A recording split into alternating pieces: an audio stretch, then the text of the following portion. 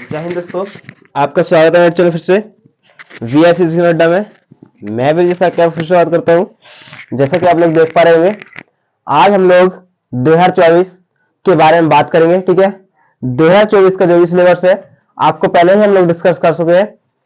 XYZ सब total हमारा जो था सिलेबस वो हम एक एक टॉपिक क्लियर कर चुके हैं कि आपको क्या पढ़ना था क्या नहीं पढ़ना था। मतलब उसका सिलेबस जो था हमने फर्स्ट चैप्टर का आपको टॉपिक में पढ़ा दिया था कि आपने शॉर्ट वीडियो देखी है, नहीं देखी तो आपको डिस्क्रिप्शन में लिंक मिल जाएगी। आपको वहां पर क्या बताया गया था वो आपको ध्यान होगा पूरा।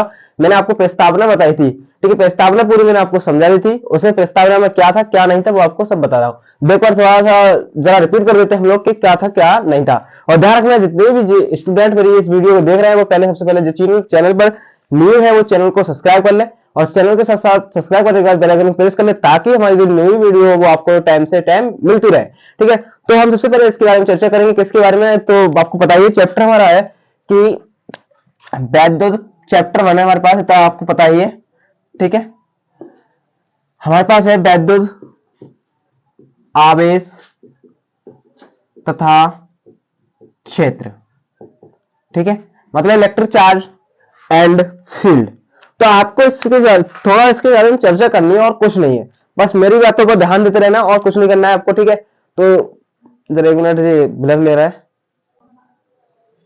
चलिए देखिए, आपको बताया था, देखो प्रस्तावना में मैंने आपको क्या बता चुका था। मतलब एक थैल्स नामक कोई एक वैज्ञानिक थे। क्या थे? कोई थैल्स नामक वैज्ञानिक थे जो एक फ्रांसीसी वैज्ञानिक थे। ठीक है, थैल्स नामक, जिन्होंने 2500 वर्ष पूर्व, मतलब आपको बताया जाए कि अब से लेकर 2500 वर्ष पहले की बात कर रहे हैं हम लोग, तो उन्होंने एक क्या किया था वो आप सुन लीजिए।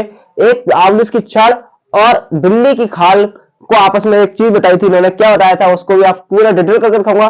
मैं भी थोड़ा प्रैक्टिकली भी करके दिखा सकता था कंघे से लेकर, पर आपको प्रैक्टिकली वीडियो में अलग से ही लेकर आऊंगा, ध्यान रखना। ठीक है, तो देखिए उसमें क्या था, आवलुस की छड़, थैल्स नामक वैज्ञानिक थे, उन्होंने आवलुस की छड़ और हमारे पास एक बिल्ली की खाल थी, उन्होंने आपस में रगड़ा। तो उन दोनों को रगड़ने के बाद कुछ उन्होंने देखा कि इस पे आकर्षित होने लगे वो दोनों। ठीक है, वो क्या होने लगे? आकर्षित होने लगे। इसका मतलब यह है कि आपने देखा होगा कि कभी कभी हम लोग, तुमने आपने प्रैक्टिकल किया होगा, आप बालों में कंघी करते हो, कंघी करने के साथ साथ आपने छोटे छोटे टुकड़ों को देखा होगा। तो टुकड़े जो होते हैं हमारे हाथ में, छोटे छोटे टुकड़े होंगे, हमें बाल, पहले तो हम बाल कंघी को हमने अपने बालों में करा, बालों में करने के बाद आप छोटे छोटे टुकड़ों को आकर्षित करोगे, मतलब ले जाओगे उसके, तो आपने देखा होगा कि जो छोटे छोटे टुकड़े जो है ना वो कंघी की ओर आकर्षित होने लगेंगे। ठीक है, ये आपने देखा होगा अधिकतर। अब इसके बाद आगे बात करते हैं हम आप लोग आज से कि जो थैल्स नामक वैज्ञानिक थे उन्होंने इतना बताया, और इसके बाद क्या बताया था कि ये भी कहा उन्होंने कि ये क्या है, ग्रीक के प्रसिद्ध दार्शनिक है। ठीक है, सॉरी मैं इसमें बोल सका था आपसे फ्रांसीसी, फ्रांसीसी ग्रीक के हैं। ठीक है, ग्रीक के ये क्या है, वैज्ञानिक है। अब देखिए एक चीज बात करेंगे हमसे, हमने ये किसके बारे में बात करा, सिर्फ आपसे इलेक्ट्रिक चार्ज के बारे में बात करिए आपसे, सिर्फ इलेक्ट्रिक चार्ज। पर इससे पहले एक हेडिंग रहेगी हमारी स्थिर वैद्युत की, मतलब स्थिर जो होती है इलेक्ट्रोस्टैटिक्स। ठीक है, स्टैटिक्स जो होता है उसकी हम बात करेंगे, क्योंकि हमारी जो इकाई जो है वो स्थिर वैद्युत की है। ठीक है, जिसका हेडिंग डाल देते हैं हम लोग स्थिर। और जो हमारी जो वाली ये बात यह है कि आपसे कोई पूछता नहीं है फिलहाल, ना आपके पेपर में आती है, बस मेरा प्लान है कि आपको एक तरफ से समझाया जाए। देखिए जो इकाई हमारी फर्स्ट है स्थिर वैद्युत की, उसमें था क्या क्या नहीं है वो आपको हम बताते चलेंगे। ठीक है, और मेरी बात को सुनते चले तो अच्छी बात है। तो देखिए आप पहले तो ये है कि आप किसी भी डेफिनेशन लिख रहे हो तो आप पहले ये बताओ कि ये शाखा किसकी है। तो आपको पता है ये भौतिक विज्ञान की शाखा है ना। ठीक है, आपको इतना आपको पता है ना, तो आप बिल्कुल नल्ला ना हो जो आपको पता है। चलो आप मानते हैं हम नल्ला हो आप, क्योंकि आप फर्स्ट ईयर ना पढ़ के आए, कोई आराम से फुल एस वगैरह करी। ठीक है, तो हम आपको बताते हैं क्या लिखोगे, वह भौतिक विज्ञान की वह शाखा या भौतिक विज्ञान की वह शाखा जिसमें हम स्थिर आवेशों, ठीक है, मतलब जिसमें हम स्थिर आवेशों पर या स्थिर आवेशों द्वारा उत्पन्न बलों तथा क्षेत्रों विभवों का अध्ययन करते हैं। तो आप लोग लिख सकते हो भौतिक विज्ञान की वह शाखा जिसमें हम स्थिर आवेशों ठीक है। स्थिर आवेशों द्वारा उत्पन्न बल,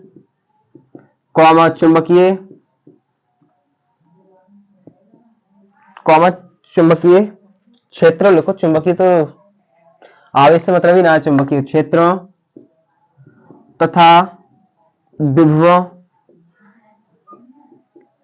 का अध्ययन करते हैं। स्थिर वैद्युतिकी कहलाता है। स्थिर वैद्युतिकी कहलाता है।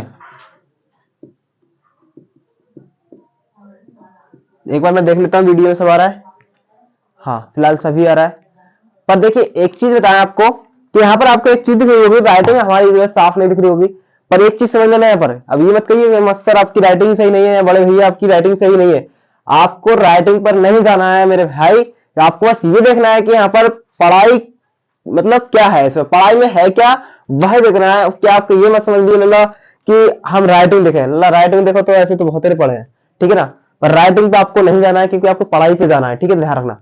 तो आपको यहाँ पर समझ लीजिए, तो मैंने आपसे बताया कि भौतिक विज्ञान की वह शाखा मतलब जिसका पार्ट है ना, जिसका जो पार्ट है वही आपको चलना है। तो आप किसका पार्ट है, ये पढ़ किसका पार्ट रहे हैं हम लोग, भौतिक विज्ञान का पार्ट पढ़ रहे हैं, तो हम लिखेंगे भौतिक विज्ञान की वह शाखा जिसमें हम स्थिर आवेशों का बल या क्षेत्रफल, या फिर हम क्षेत्र की बात करें, क्षेत्रफल नहीं क्षेत्र, ठीक है, मतलब क्षेत्रफल तो क्षेत्र चुंबकीय क्षेत्र होता है, आपने वो वैद्युत क्षेत्र आपने पढ़ाई होगा, नहीं पढ़ा है हम लोग आपको पढ़ाएंगे। वैद्युत विभव आपका अध्ययन करते हैं हम लोग, क्या कहलाती है हमारी स्थिर वैद्युतिकी कहलाती है। अगला चैप्टर भी इसमें शामिल है, मतलब इसका ये कारण हो सकता है, ठीक है ना। अब देखिए हम बात करेंगे इसके जो इलेक्ट्रिक चार्ज, सबसे पहले हमने आपसे इसके बारे में प्रस्तावना के बारे में आपसे बात कर चुके हैं।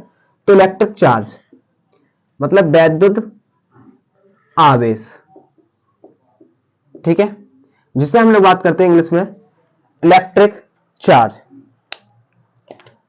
ठीक है। तो इसमें समझ लीजिए, देखो थ्योरी जो है मतलब आप लोग कुछ नहीं है, आपका बहुत तरीके से अच्छी तरीके से आप लोग याद कर सकते हो। कैसे आप लोग लिख सकते हो कि किसी वस्तु का वह गुण, ठीक है, किसी वस्तु का वह गुण जिसके कारण मतलब, ठीक है, ध्यान रखना, किसी वस्तु का कोई गुण है, मान लीजिए दूसरा मान ले लेते हैं हम लोग, मान लीजिए कोई वस्तु है का वह गुण, ठीक है ना, जिसके कारण उसमें वैद्युत तथा चुंबकीय प्रभाव की घटना घटित हो। मतलब कह रहा है कि वह किसी वस्तु का वह गुण जिसके कारण उसमें वैद्युत तथा चुंबकीय प्रभावों का घटित हो, मतलब प्रभाव की घटना घटित हो, उसको हम लोग क्या कहते हैं, वैद्युत आवेश कहते हैं, ठीक है ना। आप लोग समझ सकते हो, या आप लोग ऐसे कर सकते हो कि वैद्युत आवेश का वह गुण जिसमें विद्युत चुंबकीय प्रभाव का उत्पन्न होता है। लिख लीजिए आप लोग वैद्युत आवेश, या चलिए वैद्युत लिख लीजिए, वैद्युत आवेश का वह गुण जिसमें क्या हो, जिसमें लिख सकते हैं हम लोग चुंबक, या फिर हम लिख सकते हैं आपको वैद्युत तथा चुंबक, ठीक है, वैद्युत तथा चुंबकीय, ठीक है, चुंबकीय प्रभाव उत्पन्न करता है, होता है, ठीक है, करता है, वैद्युत आवेश कहलाता है।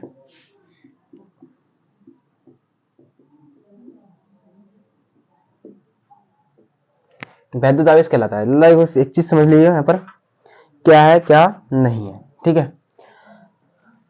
अब देखो मतलब वैद्युत आवेश एक वह गुण है जिसमें वैद्युत तथा चुंबकीय प्रभाव का प्रभाव उत्पन्न करता है, उत्पन्न होता है, वैद्युत आवेश कहलाता है, ठीक है। अब देखियो आपने देखा होगा कहीं कहीं, आपने कहीं कहीं क्या आपने हर जगह देखा होगा, लाइट है, लाइट हर जगह आती है, मतलब बिजली समझो तो, ठीक है। तो बिजली जो है वो क्या होती है, एक कोई ना कोई प्रभाव उत्पन्न करती है। आपने देखा होगा वैद्युत प्रभाव उत्पन्न करती है, यस या नो, मतलब करंट है उसके अंदर, ठीक है, तो वैद्युत प्रभाव उत्पन्न कर रही है। तो उसी को हम लोग क्या कहते हैं, आवेश कहते हैं नल्ला, ठीक है ना। बात करें आपसे हम लोग कि 11,000 आपकी जब लाइट दी जाती है आपको, तो कितनी दी जाती है आपको, सीधी बात है आपको पता है कि 11,000 दी जाती है। 11,000 तो दी जाती है, पर आपको ध्यान रखना है बेटा कि आपके घर तक 440 ही वोल्ट आते हैं। अब बात करें आपसे कि क्वेश्चन किया जाए कि आप 11,000 ही क्यों देते लाइट की, आप 440 भी तो दे सकते हो ना, कि हमारी जान में खतरा करना चाहते हैं आप लोग, मतलब ऐसा भी तो हो सकता है। पर ध्यान रखना बेटा ऐसा कुछ नहीं है। बात यह है कि असल में दरअसल बात ये पड़ती है कि अगर वो 440 वोल्ट देंगे तो ध्यान रखना वो आपस में लड़ मड़ के मर जाएंगे, कहने का मतलब आवेश जो है आपस में मिट जाएंगे, क्योंकि वो आगे तक नहीं पहुंच पाएंगे। तो इसका मतलब ये है कि वो 11,000 इसलिए देते हैं, 11,000 ना पहुंचकर वहां पर थोड़े बहुत तो कुछ तो पहुंचेंगे, 440 तो रह जाएंगे। मतलब 11,000 और 440 में कितना फर्क है आप लोग जानते होंगे, ठीक है। वो 10,000 से ओवर ज्यादा 10,560 ज्यादा ओवर, ठीक है। इसलिए तो अब इसका मतलब ये है कि आप वो 10,560 जो है वो इसलिए ज्यादा देते हैं कि कितने भी खत्म होंगे, आपके घर तक 440 वोल्टेज तो पहुंचेंगे ही, ठीक है ना। इसका मतलब ये 11,000 इसलिए देते हैं। आपने देखा होगा कहीं कहीं अभी अधिकतर लाइट चल रही है बड़े खंभे वाली, ठीक है, बड़े बड़े टावर देखेंगे, तो उसमें क्या होता है वो समझ लीजिए। उसमें यह तो आपने देखा होगा कि कहीं कहीं 33,000 44,000 66,000, तो आपने देखा होगा उन लाइनों में आवाज आती है चर जैसी आती है, ठीक है, मतलब चटर चटर चटर मान लो, कैसी मान लो। तो आप उसके नीचे खड़े होना, मतलब कभी लाइन के नीचे, तो आपने देखोगे चटर जैसी आवाज आती रहती है। तो मतलब क्या होता है, वो वहां पर आवेश आपस में एक दूसरे के ऊपर गति करते रहते हैं, ठीक है, इसलिए आवाज आती है चटर चटर जैसी आती रहती है, ठीक है। तो ये हमारा हो गया आवेश की बात करें हम तो आपसे, ठीक है। अब इसके बाद आगे बात करते हैं, आवेश को हम लोग किससे डिनोट करते हैं। आपको बात करें तो आवेश से हम लोग डिनोट करते हैं क्यू से, ठीक है।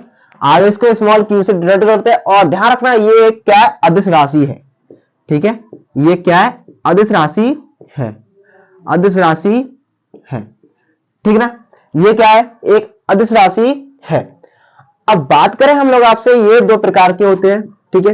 ये कितने प्रकार के होते हैं, टाइप ऑफ चार्ज, ठीक है। ये दो प्रकार के होते हैं, अल्लाह कौन कौन से होते हैं वो भी समझते चलिए।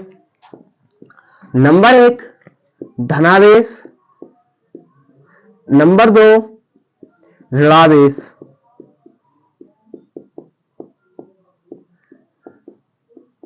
पर ध्यान रखना धनावेश और ऋणावेश का मतलब बहुत अंतर है समझने में। क्या अंतर है वो समझते चलिएगा मेरे साथ साथ।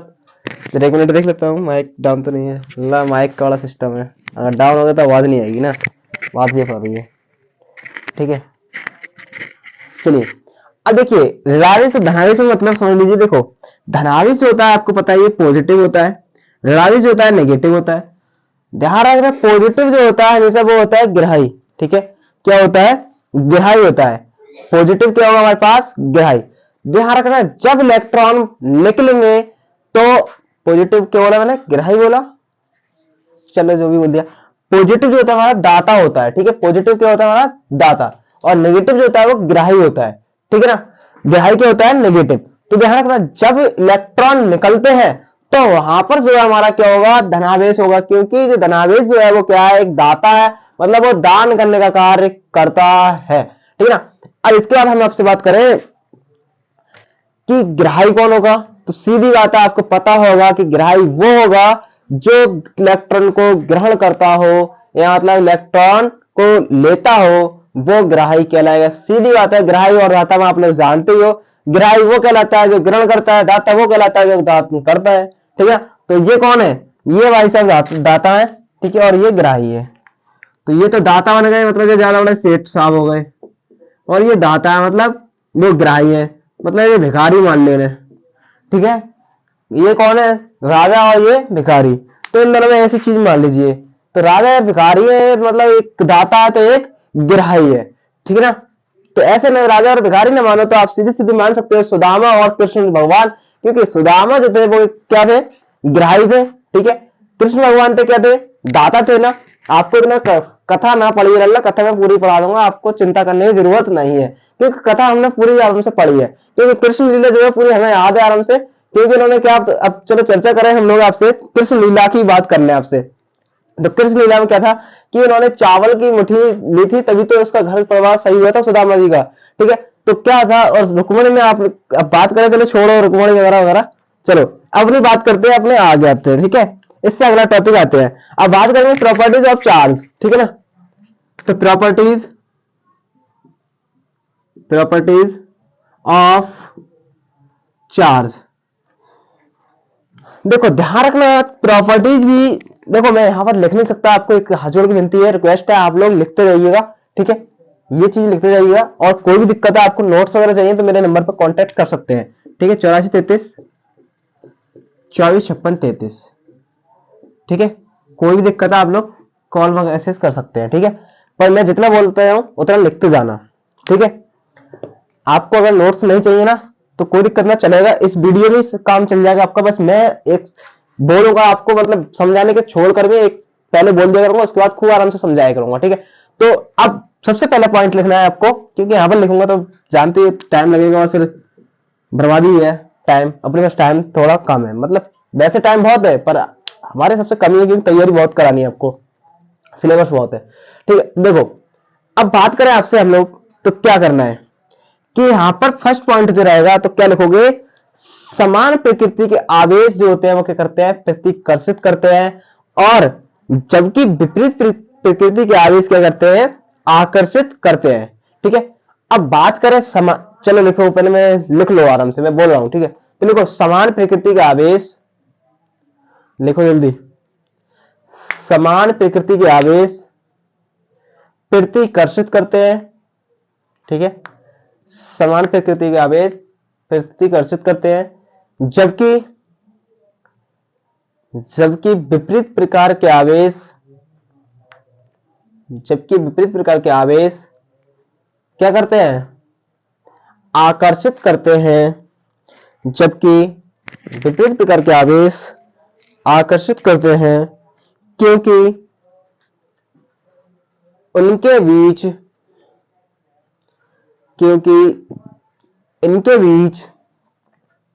आकर्षण तथा प्रतिकर्षण बल कार्य करता है, क्योंकि इनके बीच आकर्षण तथा प्रतिकर्षण बल कार्य करता है। देखो लल्ला, आप समझ जाओ, अब यहां पर अंतिम जंग मान लो, जंग मानो अच्छी वाली जंग चलनी है। देखो लल्ला समझ लो, प्लस क्यू और प्लस क्यू, माइनस क्यू और प्लस क्यू माइनस क्यू, ठीक है। तो देखो ये दोनों तो क्या होंगे, नंबर एक कंडीशन लिख लेना, अगर लिखना चाहो इसी पॉइंट के नीचे लिख लियो आराम से, ठीक है। तो देखो ये दोनों तो करेंगे प्रतिकर्षित का भी मतलब समझा रहा हूं आपको, ठीक है, ये अब सभी लिख रहा हूं मैं। देखो लल्ला, ये है हमारा प्रतिकर्षित का मतलब होता है दूर होना, और आकर्षित मतलब होता है मिलना, ठीक है। अब लल्ला देखो ध्यान से समझना मेरी बात को, कि समान प्रकृति के आवेश जब होंगे, मतलब एक ही प्रकृति के होंगे, मतलब पॉजिटिव है, तो वो क्या होंगे, प्रतिकर्षित होंगे। आपको बताया जाए, आपने देखा होगा, आप सोलर प्लेट का तार ले लेते कभी कभी, तो रेड को जोड़ना, मतलब पॉजिटिव को जोड़ना, तो वो क्या होंगे, दूर हटेंगे, मतलब प्रतिकर्षित होंगे। पर एक बात ध्यान रखियो, और नेगेटिव को जोड़ोगे तो आप क्या करेंगे, वही प्रतिकर्षित होंगे। पर रेड और ब्लैक को दोनों को जोड़ देना, मतलब पॉजिटिव और नेगेटिव को जोड़ देना, आपको देखने को मिलेगा चिंगारियां होंगी, उनमें लड़ाइयां होंगी। तो इसका मतलब आप सीधे समझ सकते हो कि आप लोगों को बताया जाए कि आपको कि भाई जो है कभी आपस में नहीं लड़ सकते, पर आज सिद्ध हो रहा है, और ये कलयुग चल रहा है बेटा, तो यहाँ पर सिद्ध ये भी है कि भाई आपस में भी लड़ सकते हैं, ठीक है। तो ये वाला एग्जांपल फिलहाल मेरे फिलहाल से कि फेल हो चुका है, पर आपको क्या कौन सा एग्जांपल दें, आज इस कलयुग में तो एग्जांपल ही फिट न हो रहा है, ठीक है ना। तो एग्जांपल यही है हमारा कि भाई आपस में नहीं लड़ सकते हैं, ठीक है। मान लीजिए पॉजिटिव जो है बड़े भाई है, तो भाई साहब बड़े भैया दोनों आपस में नहीं लड़ रहे हैं, नेगेटिव जो है छोटे भाई है वो आपस में नहीं लड़ रहे हैं, और ये थर्ड जो क्वालिटी है वो एक चचेरा एक तहराइया है, तो ये चचेरे तहरे दोनों मान लीजिए आपस में खूब लड़ रहे हैं, ठीक है। तो कहने का मतलब पॉजिटिव और नेगेटिव जो है दोनों आपस में अट्रैक्ट कर सकते हैं, मतलब आकर्षित होंगे, और दोनों ऊपर वाले हैं वो प्रतिकर्षित होंगे, प्रतिकर्षित होता है दूर होना, प्रतिकर्षण बल का मतलब आप यही जानते हैं कि दूर होना, आकर्षण होगा तो जानते हो आकर्षित होना। तो देखिए कंघी और बात करें, कंघी और कागज के छोटे टुकड़ों के बीच में कौन सा बल होता है, वो आकर्षण बल होता है, क्योंकि वो आकर्षित होते हैं। आपको देखा होगा कि आपको इसको कंघी मान लीजिए और कागज टुकड़े ये है, तो आपको क्या करता है, वो आकर्षित करता है। ठीक है, पॉइंट नंबर 1 आपकी ये गुण खत्म होता है। ठीक है ना, चलिए आगे चलते हैं। आगे है कि बिना द्रव्यमान, चलिए लिखिए दूसरा, बिना द्रव्यमान के, बिना द्रव्यमान के आवेश नहीं हो सकता, बिना द्रव्यमान के आवेश नहीं हो सकता, लेकिन बिना आवेश के, लेकिन बिना आवेश के द्रव्यमान हो सकता है, लेकिन बिना आवेश के द्रव्यमान हो सकता है। ठीक है, देखो लल्ला, इसका एग्जांपल समझ लो। देखो मैं इसलिए डाटा केवल ले लिए। ठीक है ना, समझाना है, हमारा काम है कि समझाओ आपको। ठीक है, तो समझाना कैसे है वो हम लोग को तरीका बताया कि कैसे आपको संतुष्ट करना है। तो लल्ला एक चीज बताना कि इन्होंने बोला कि बिना द्रव्यमान के आवेश हो सकता है, ये बात राइट है। ठीक है, बिना द्रव्यमान के आवेश हो सकता है, नहीं हो सकता ना, नहीं बोला है मैंने। ठीक है, ध्यान रखना, पर आपको चौंकाने के चक्कर से बोलना पड़ता है कि हाँ हो सकता है। ठीक है, तो इसका मतलब यह है कि बिना द्रव्यमान के आवेश नहीं हो सकता, लेकिन बिना आवेश के द्रव्यमान हो सकता है। चलो आ जाओ, समझ लो। मतलब इन्होंने बोला कि बिना द्रव्यमान के आवेश नहीं हो सकता। लल्ला मान लिया वहां से तार ही ना आए तो करंट कायम बहोगे, ऐसे ही बह जाएगा हवा में, हवा में तो बहेगा ना। ठीक है ना, तो मतलब इसका मतलब ये ना है कि हवा में बहे, जब हमारे पास तार होगा लल्ला, मतलब द्रव्यमान होगा तार में, तभी तो बहेगा करंट। मान लीजिए डिब्बा ले ले, मोबाइल, मोबाइल को चार्ज करना है तो क्या करेंगे लल्ला, एक ये लगाएंगे, एक बोर्ड में लगाएंगे, तभी तो ये चार्ज हो रहा है। अब मान ले हमने ऐसे मोबाइल बोर्ड के सामने रख दो, चार्ज हो रहा है क्या? नहीं हो रहा है, मतलब आवेश ही नहीं आ रहा, मतलब करंट ही नहीं आ रहा, तो कहां से चार्ज हो जाए? तो इसका मतलब ये है कि आपका कि बिना आवेश के द्रव्यमान हो सकता है, पर बिना द्रव्यमान के आवेश नहीं हो सकता। वहां पर कर दो क्रॉस। ठीक है, मतलब नहीं हो सकता। नंबर 3 लिखिए, आवेश का मान, आवेश का मान गति या वेग पर, आवेश का मान गति या वेग पर निर्भर नहीं करता। ठीक है, आवेश का मान गति या वेग पर निर्भर नहीं करता। ठीक है, आवेश का मान क्या है? गति या वेग पर निर्भर नहीं करता। लिखो, अर्थात गति करने से, अर्थात गति करने से आवेश का मान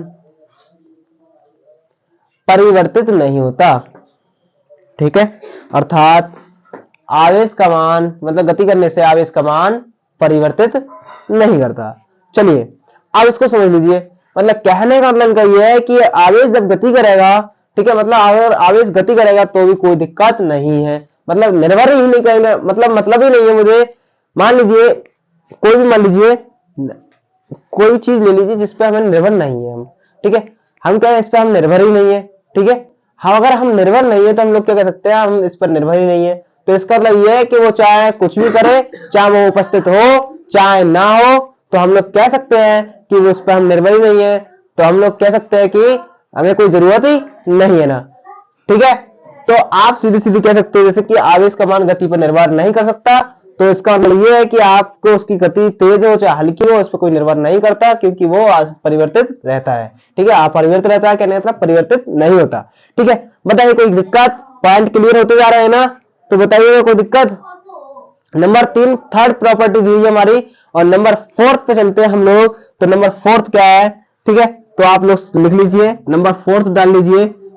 लिखिए, आवेश को, लिखो, आवेश को ना तो उत्पन्न किया जा सकता, आवेश को ना तो उत्पन्न किया जा सकता, और ना ही क्या किया जा सकता है, नष्ट किया जा सकता, और ना ही नष्ट किया जा सकता है। ठीक है ना, अब इसके बाद आगे लिखो, आवेश को केवल एक स्थान से, आवेश को केवल एक स्थान से दूसरे स्थान तक स्थानांतरित किया जा सकता है। ठीक है, आवेश को केवल एक स्थान से दूसरे स्थान तक स्थानांतरित किया जा सकता है। ठीक है ना, क्या किया जा सकता है? स्थानांतरित किया जा सकता है। अब आगे चलिए, अब इसका मतलब समझो, यही आगे लिख देना, इसमें लिख देना है कि यही आवेश का संरक्षण सिद्धांत है। ठीक है, लिख देना यही आवेश का संरक्षण सिद्धांत है। इसका मतलब समझ लो, देखो आवेश जो है कभी तो उत्पन्न नहीं किया सकता और ना ही नष्ट किया जा सकता। ठीक है ना, बिजली है कभी हम उत्पन्न कर सकते हैं, कर सकते हैं ना कर सकते, और ना ही नष्ट कर सकते हो, तुम्हारे बस की है कर लो, नहीं कर सकते ना। केवल हम क्या कर सकते हैं, अल्लाह जो तार लेके, जी मान लो डाटा केबल, ठीक है, इस तार को लेकर हम यहां से यहां कर सकते हैं और यहां से यहां कर सकते हैं। मतलब सिर्फ स्थानांतरित कर सकते हैं, बल्कि ना उत्पन्न कर सकते हैं और ना ही हम खत्म कर सकते। तो इसका मतलब यही होता है आवेश का संरक्षण सिद्धांत। अगला पॉइंट लिख लीजिए एक और बस। ठीक है, कितने हो गए, 4 हो गए, 5 और लिख लीजिए। लिखो समस्त ब्रह्मांड का, लिखो ये समस्त ब्रह्मांड का आवेश नियत रहता है। समस्त ब्रह्मांड का आवेश नियत रहता है। ठीक है, इसका मतलब यह है कि जो हमारा समस्त ब्रह्मांड है उसका आवेश क्या रहता है, हमारे पास नियत रहता है। ठीक है ना, तो क्या रहेगा, उसका नियत रहता है। ठीक है, बस ये हमारी प्रॉपर्टीज हो गई। अब इसके बाद आगे चलते हैं हम विमा और मात्रक पर। ठीक है ना,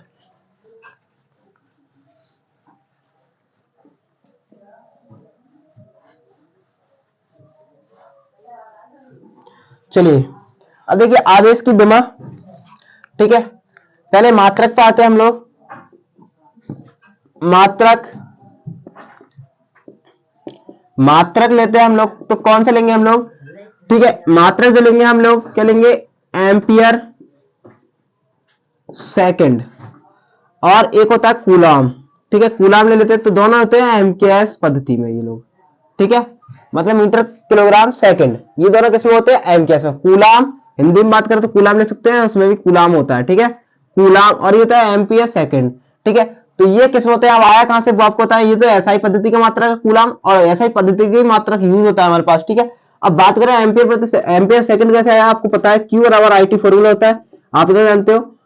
आई का कितना होता है, एम्पियर होता है मात्रक, और इंटू टी का समय मतलब सेकंड। ठीक है ना, तो इससे आपको एम्पियर सेकंड आता है मात्रक। अब बात करें विमा, ठीक है ना, हम आपसे बात करें विमा, विमा भी लल्ला ए से निकाल लो, आई इंटू टी। एम्पियर की विमा आपको बताइए ए, फर्स्ट ईयर आपको आराम से पढ़ के आए होंगे, और टी की विमा होती है टी, तो आपको आराम से पढ़िए फर्स्ट ईयर, तो क्या आ जाएगा ए इंटू टी मतलब ए टी। ठीक है, ये आवेश की विमा आएगी लल्ला। बताइए लल्ला कोई दिक्कत, ये आवेश की विमा। बताए कोई दिक्कत हो तो आप लोग बता सकते हैं, बताइए कोई दिक्कत बता सकते हैं आप लोग। देखिए अब एक चीज बात करें, आवेश का ऑप्शन ऐसे भी हो सकता है कि आवेश का सबसे छोटा मात्रक और सबसे बड़ा, आवेश का सबसे बड़ा, सबसे छोटा मात्रक और सबसे बड़ा, सबसे बड़ा मात्रक, सबसे बड़ा मात्रक आपका है फैराडे। ठीक है, फैराडे जो है इसका सबसे बड़ा है, और ESU ये सबसे छोटा मात्रक है। देखो ESU की फुल फॉर्म लिख देता हूं मैं, इलेक्ट्रो स्टेट यूनिट। ठीक है, ESU की फुल फॉर्म है इलेक्ट्रो स्टेट यूनिट। तो देखो आपसे ऐसे ऑब्जेक्टिव बना सकता है कि आवेश का सबसे छोटा मात्रक और आवेश का सबसे बड़ा मात्रक। ठीक है ना, तो देखिए यहां आपसे ऐसे क्वेश्चन कर सकता है कि एक ESU में कितना कूलाम होता है, एक ESU में कितना कूलाम होता है, आप लिखोगे 1/3 इंटू 10 की पावर 9 कूलाम। ठीक है, ये लिखोगे 1/3 इंटू 10 की पावर 9 कूलाम। ठीक है ना, अब आपको बताया जाए एक फैराडे बराबर कितना होता है, तो आपको भी ध्यान रखना है कि एक फैराडे बराबर ये ऑप्शन बना देता है, वो आपको बनाने के लिए कुछ भी कर सकता है, तो लिखोगे 96,500 कूलाम। ठीक है, कितना लिखना है, 96,500 कूलाम। ठीक है ना, तो ध्यान रखना इतना कि आपको क्या कर सकता है कि 96,500 कूलाम भी कर सकता है। ठीक है ना, देखिए एक यहाँ करके आवेश की भी डेफिनेशन लिखा देते हैं दोबारा, लिखो तो लिख लो कि वैद्युत आवेश का वह गुण जिसकी उपस्थिति में वह पदार्थ किसी अन्य वस्तु पर बल का अनुभव करता है। ठीक है ना, क्या करता है, जैसे मान लीजिए समझाया जाए, एक रेशम ले लीजिए, ये रेशम है और ये कांच की छड़ है, इस पे इन दोनों को आपस में रगड़ेंगे तो क्या आएगा, इलेक्ट्रॉन इधर से इधर स्थानांतरित होते हैं। आप लोग आराम से समझ सकते हो। तो आप लोग जब इलेक्ट्रॉन स्थानांतरित होंगे तो आपको पता है ये नेगेटिव हो जाएगी और ये पॉजिटिव हो जाएगा। ठीक है ना, तो बेटा फिलहाल मैंने पहले बता रखा है आपको, अब इतनी जरूरत नहीं बताने की। ठीक है, ध्यान रखना। अब चलिए आगे, और एक चीज याद रखना कि जो हमारा ESU मात्रक है वो हमारा पास जो है वो क्या है, CGS पद्धति में। ठीक है, पद्धति में है, कौन सा, CGS में। ठीक है ना, ध्यान रखना। अब चलिए आगे चले, पहले देख लेते हैं एक बार क्लास में कितना टाइम हो चुका है फिलहाल, अगली क्लास लेनी है कि ये नहीं है, ये क्लास लेनी है। चलिए फिलहाल आधे घंटे क्लास हो चुकी है, फिर अगली बार क्लास लेंगे। ठीक है, मतलब दूसरी क्लास लेनी है, ऐसे नहीं है, एक ही क्लास लेनी है। ठीक है ना, चलिए फिर मिलते हैं नेक्स्ट क्लास में, जब तक के लिए बाय बाय, टाटा, जय हिंद, जय भारत। और वीडियो को शेयर करना ना भूलें, और वीडियो पसंद आई है तो वीडियो को लाइक भी करते जाएं। ठीक है, चैनल को सब्सक्राइब।